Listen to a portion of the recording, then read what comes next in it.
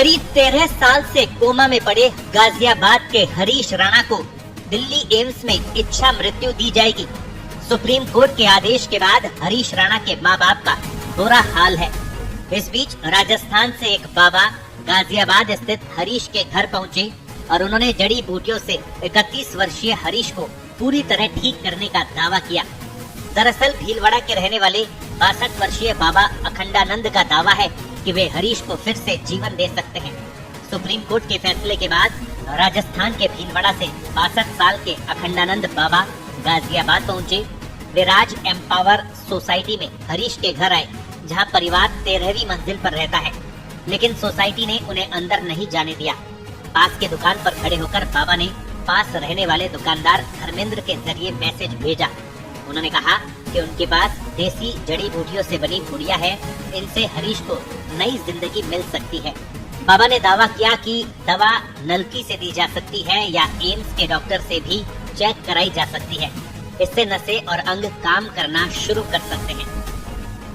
बाबा के मैसेज के करीब 6 घंटे बाद अशोक राणा नीचे आए।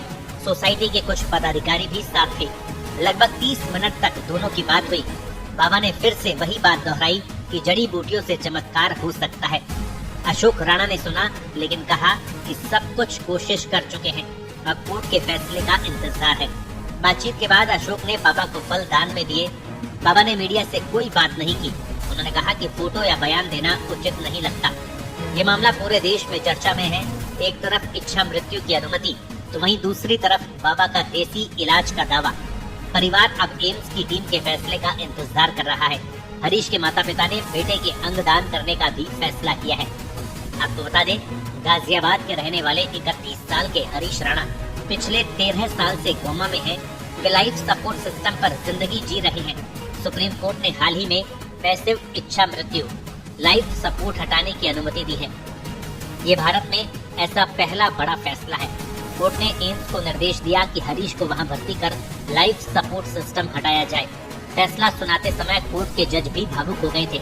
हरीश के माता पिता ने सालों से गुहार लगाई थी कि बेटे को इस हालत में देखना असहनीय है।